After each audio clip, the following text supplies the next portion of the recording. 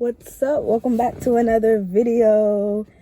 We have the handy dandy notebook here. As you can tell by the title, we're going to be talking about recreating yourself. Well, I'm really talking about recreating myself. And these are 5 ways that I figured out that works for me. So that's what makes this video special, is because this is not gonna resonate with everyone. Like, this isn't a generalized ass video. This is shit that my spirit guides and my own essence told me will work best for me specifically, to recreate myself, because I'm at a new beginning in my life right now. And so if you resonate with any of these 5 things, but especially all 5, like, me and you like this, because it's very personalized, you know what I mean? So I'm sharing this because it's gonna help to hold me accountable, and because it could resonate with somebody out there and might be able to, you know, take away from any of the 5 steps, or it might be something that is really helpful for you, and if you're trying to recreate yourself, you know. But this smoke sesh is going to be through the pipe. Yes, we still don't have any papers, so I'm currently broke with no car. This is my brother's car. Full transparency though, like, that's what my YouTube channel is all about, because I want my subscribers to be my family, and so for y'all to be my family, y'all have to see me raw, you know. But yeah, full transparency, like, this is my brother's car. I don't have a job or a car, so just getting something as simple as papers to roll my fucking blunt is a whole mission. Like, is a whole struggle. It's hot as fuck in this bitch. It's a whole struggle. So yeah, which is part of the fucking problem. It's part of the problem. If you watch my last 2 videos, I spent the past 2 videos literally just venting about how I need to get my own money. But anyways, this is still right on topic, because it has to do with why I'm recreating myself in the first place. My fed upness of being broke kind of led me to this whole, okay, let's just go through the 5 steps and you'll see what I mean. So let me get a hit of this first.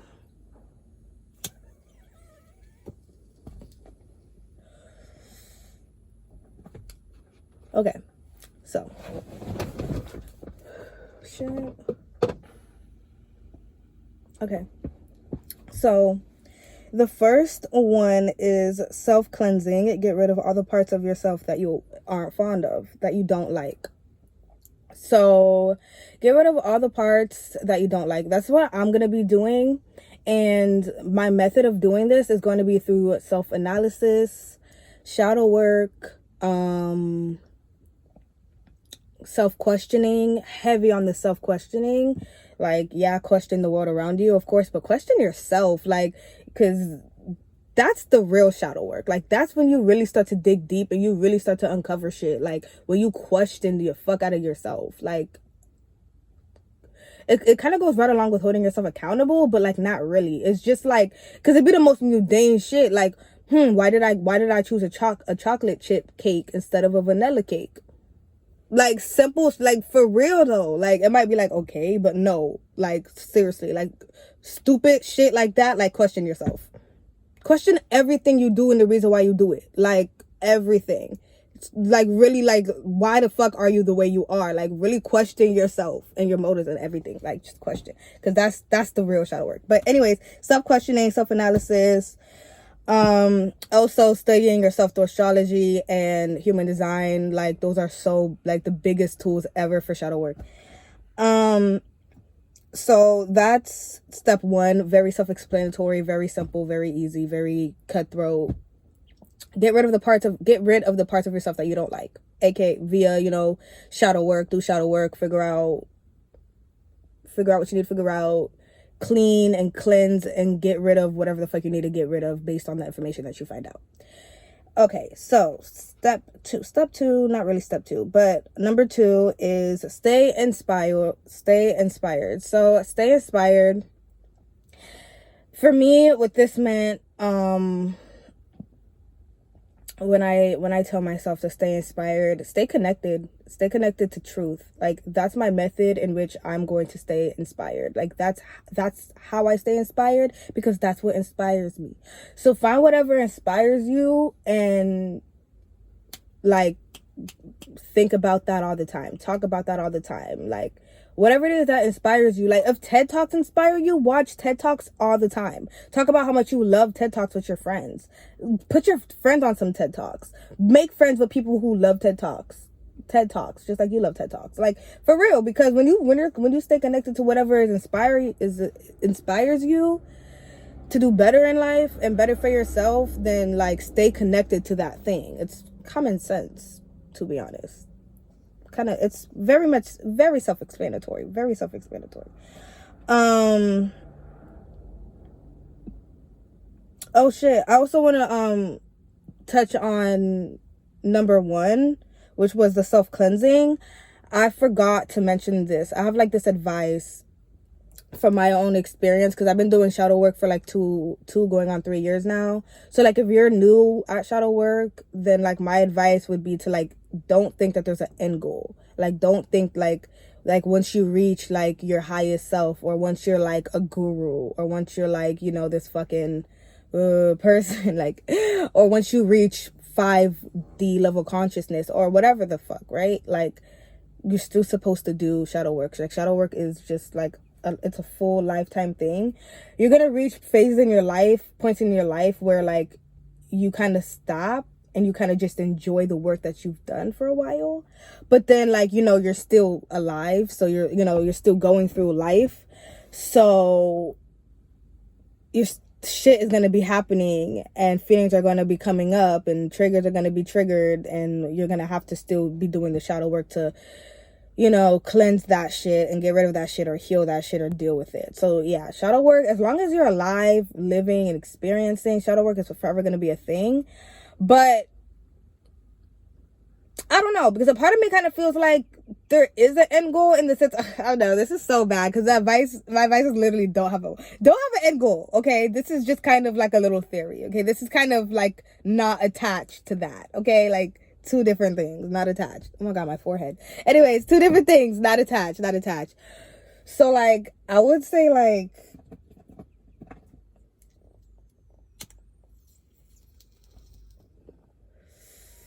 there is the end goal, but the end goal just isn't in this lifetime. I feel like there's an end goal in the sense of like, because you can reach a point to where you don't need to do shadow work. You don't need to heal, like, even while you're alive, because you understand the grand overall truth that it is every feeling, every emotion is just a signpost. It's just telling you something, and it's also just an experience. You know what I'm saying? We label the emotions. We say this is bad, this is good. We don't like to feel this. Life is over if we feel this, and we don't. It's all about how we see it, and we're not seeing it right. We're not looking at emotions right. Like, when I cry, I don't look at it as I'm crying myself to sleep and I'm very sad and I'm just a broken girl. No, I look at it as I'm releasing. Like, I'm healing. I'm letting go. I'm happy when I cry. Like, it's like when I cry, it's like, man, like, there's just like a higher me that I'm just so connected to, that like when like tragedy is happening in my life, it's like, this too shall pass. Like, I don't know, I heard that from somewhere, but yeah, I heard that from somewhere. I don't want y'all thinking like I just came from just now. I heard that from somewhere, but it's like that echoes in my head though. Like, you know what I'm saying? Where it's just like, this too shall pass. Like, it just is what it is. Like, it's not good, it's not bad, it's not anything, it's neutral. Everything is neutral. So it's like, there's that aspect of me that looks at it from a very neutral standpoint, and then there's an aspect of me that looks at it from, Yo, my bad. My camera cut out. But basically what I was saying is like there's a me that there's a me that goes into these situation, or that stops in the middle of these situation and has a very neutral standpoint of it. And then there's a me that looks at like the overall broad truth. And then there's a me that's like going through it, like, you know, like going through it. I like the me that's like going through it, like that's the me that's having to like uphold the other two me's. Like that's the me that's having to like, that's like my ego, and it's like having to like stay in touch, like stay in contact with the other two me's. Now, going back to number 2, stay inspired, stay connected to truth, always think about truth, see the world through the lens of truth. Yeah, so that's my second one for stay inspired. Stay inspired. And my method for staying inspired is staying connected to the truth, like seeing the world through truth. And let me get another hit.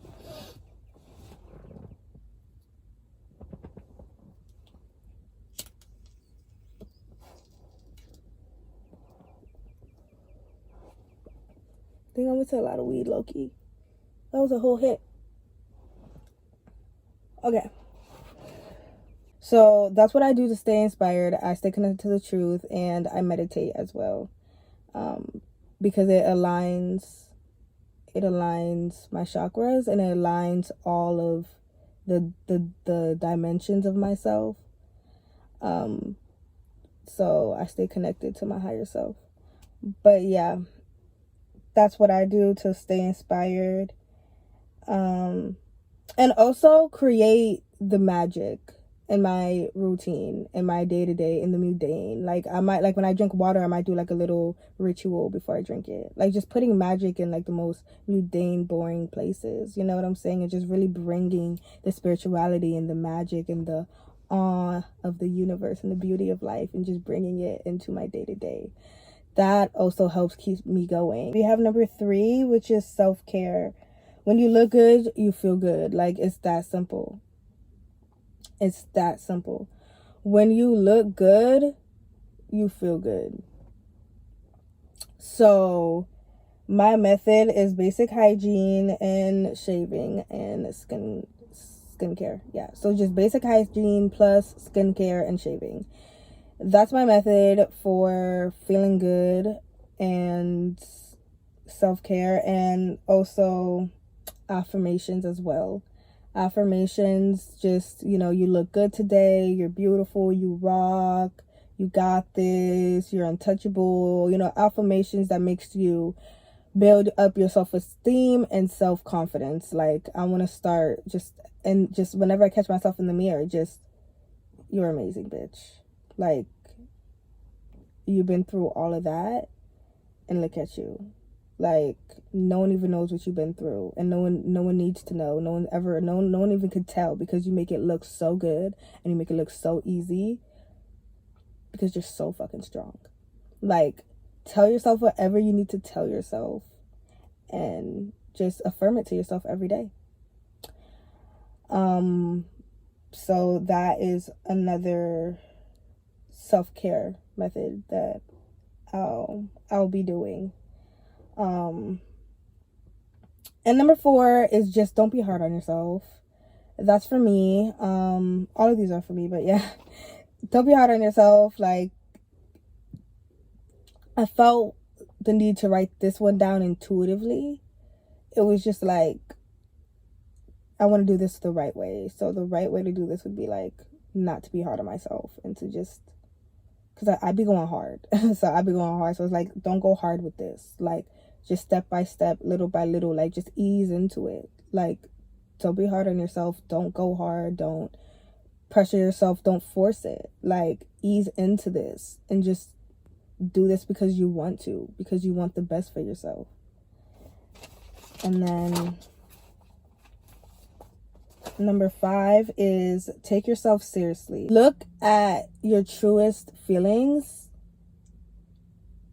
Look at it and see it for what it is, and take that shit serious. don't play about that. Be like, yo, my truest, deepest feeling says this.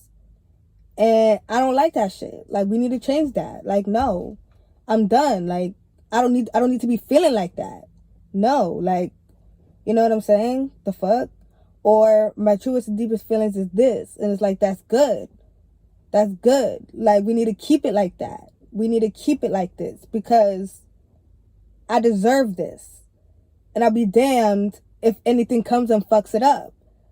So it's going to stay like this. My inner world, I'm gonna continue to feel this motherfucking good, or whatever, right? For me, when I look deep inside myself, I just want to win. Like, and what does that mean? What does winning mean? Like for me, when I say I just want to win, like I just want to be independent and have good people around me, like people that generally care about me, and that want to see me win. That will celebrate. That will clap for me, even when I don't see it as a win.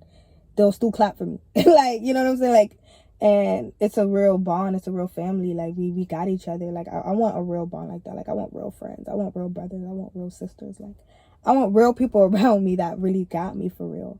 And I'll have them because I'll finally be able to have myself. Right now, I don't even have myself. Like, and it's really fucking with me. It's fucking with me. But yeah, so that's a major reason why I'm recreating myself through these 5 steps. That's major reason why,